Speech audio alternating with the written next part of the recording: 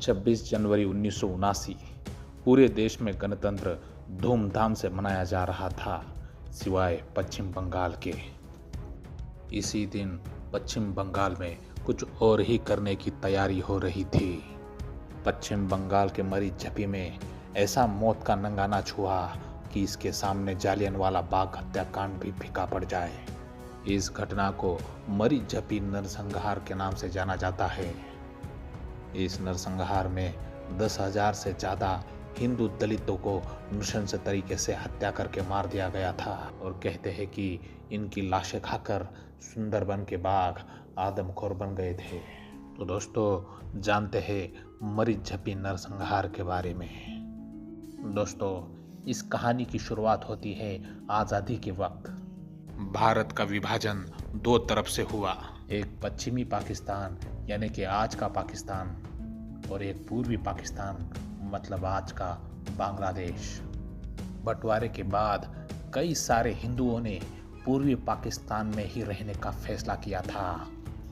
उन्हें लगा कि हम इसी देश में खुशी से रह लेंगे। पाकिस्तान के पहले लॉ मिनिस्टर वो भी एक दलित हिंदू ही थे, लेकिन पूर्वी पाकिस्तान में रहने का उनका फैसला आगे गलत साबित होने वाला था।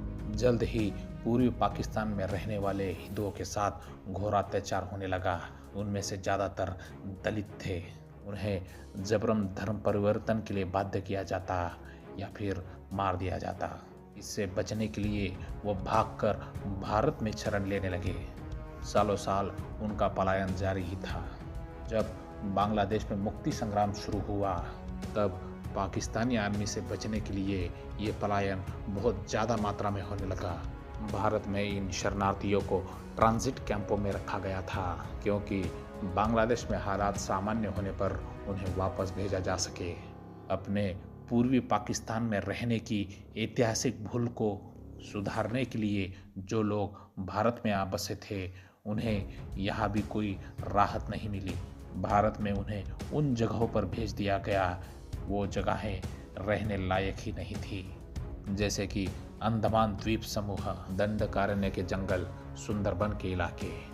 तब ये शरणार्थियों का मुद्दा काफ़ी जोरों शोरों पर था और कम्युनिस्ट पार्टी के नेताओं ने इन शरणार्थियों को बंगाल में बसाने का आश्वासन दिया था। 1971 में बांग्लादेश आज़ाद हो गया था। उसके बाद के दिनों में कम्युनिस्ट पार्टी के नेता राम चैटर्जी ने दंडकारण्य जाकर शरणार्थियों से कहा कि पश्चिम बंगाल तुम्हारा इंतज़ार कर रहा है, मैं तुम्हें पश्चिम बंगाल में बसाने के लिए मदद करूंगा।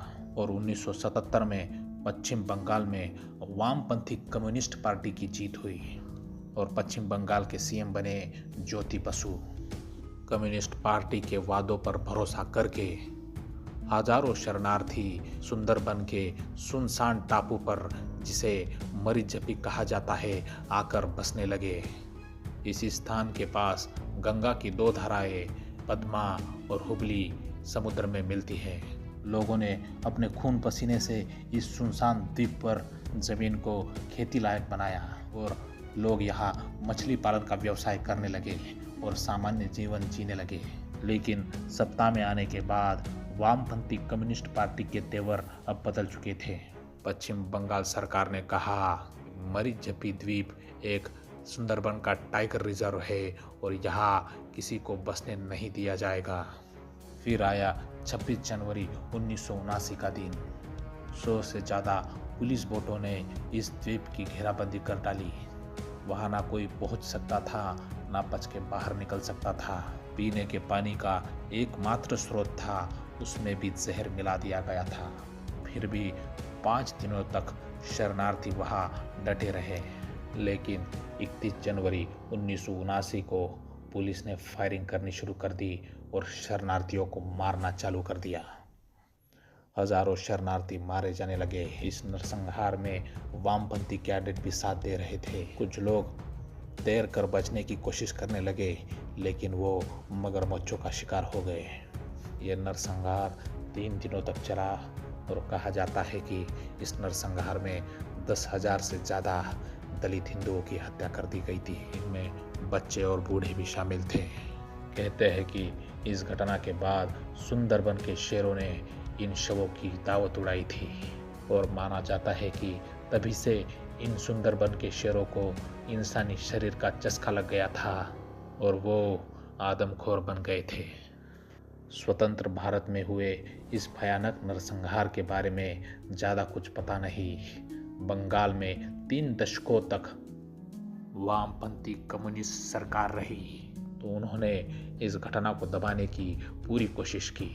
इस घटना पर लेखक दीप हल्डर ने एक किताब भी लिखी है जिसका नाम है ब्लड आइलैंड।